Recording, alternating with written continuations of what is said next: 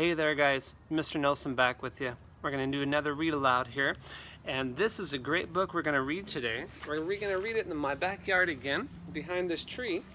And this book is called The Remarkable Farkle McBride. And as you can see, little Farkle there is surrounded by instruments. He loves instruments. And this book will help you guys to remember some of your instruments and the sounds they kind of make. Let's get started. Here is The Remarkable Farkle McBride. Yes, he makes a lot of funny faces. We like his faces. Oh, pity the prodigy, Farkle McBride. No matter what instrument poor Farkle tried, whether strumming, or blowing, or drumming, or bowing, his musical passions were unsatisfied. When Farkle McBride was a 3-year-old tyke, all freckly, bony, and thin, he astonished his friends and his family alike by playing superb violin.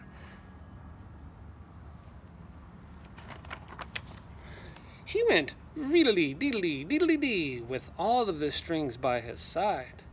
Reedly-deedly-deedly-dee, the remarkable Farkle McBride.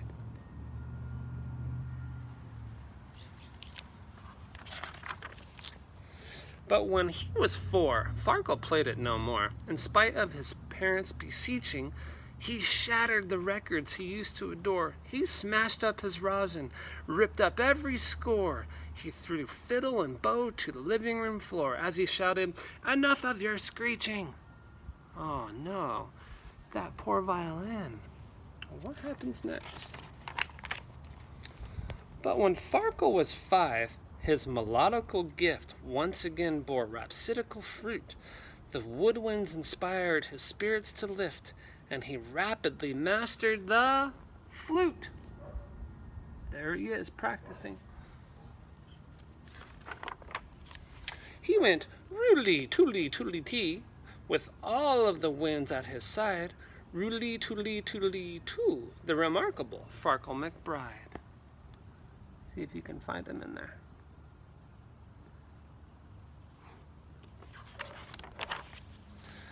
But at 6, Farkle flung his flute into the lake, notwithstanding its lyrical trill.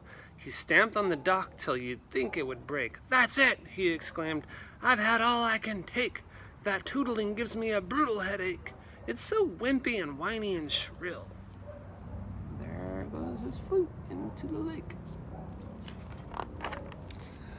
But when Farkle was 7, a different sound rekindled his musical flame, and he became the most expert trombonist around, and the boulevards buzzed with his name. There he is, playing the trombone. He went vroom petty doom with all of the brass at his side. Vroom petty doom, the remarkable Farkle McBride.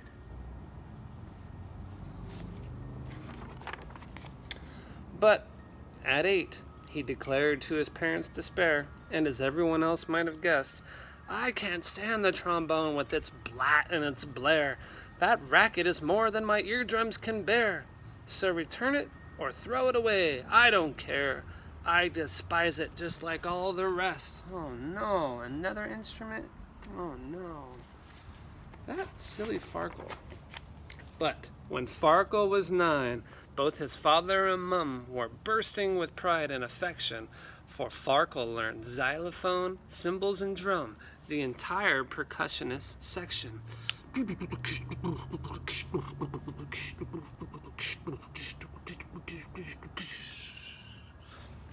became a drummer. He went boom, bash, clang, clang, clang, clash, all the clamor that he could provide. Twinkly, bing bong, bumpity crash, the remarkable Farkle McBride. Look at all those drums you get to play when you're a drummer. Wow. Oh no, but soon he fell prey to his usual gloom, despite all the praise and the flattery. First a sigh, then a sulk, then a frown, then a fume, then an ear-splattering tantrum that emptied the room. "I can't take it," he bellowed, "the crash and the boom, and the clang and the bang of the battery. Ah!" Silly Farkle. Poor Farkle at 10, howsoever renowned, reached the end of his musical tether, but then he discovered his favorite sound. Ah, it's when musicians are all playing together. Oh, yes, I like that sound too. It happened like this. You see, the conductor caught a cold on the day of a major recital. "You've got to replace him," young Farkle was told. "Your cooperation is vital." "Oh, you better get in there. I'm not feeling good." So he took the baton and he gave the downbeat, and kaboom! The foundations were shaken by glorious music, bombastic and sweet. That filled up the hall and spilled into the street, music that brought the whole crowd to its feet. From the instruments he had forsaken, they went reedly, roodly, vroom, pitty, bang. "Bravo!" all the spectators cried. "Diddly, doodly, doom, petty, clang, the remarkable Farkle McBride." Wow, he led the whole group.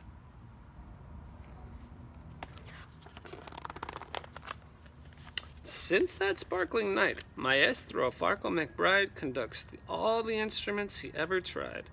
His happy heart sings to brass, drums, winds, and strings. And now the remarkable Farkle McBride is at last... He is at last satisfied. Yay! Look at all those musicians. See? There's Farkle in the middle. And he conducts all of those musicians. He's the conductor. He's the guy who helps them all play together and stay together. That's a lot of people. And when they all play together, that's his favorite musical sound. It's a good sound. What's the last page say? And the last page is some flowers. And it says, "To Farkle, love Mom and Dad." The end. The remarkable Farkle McBride.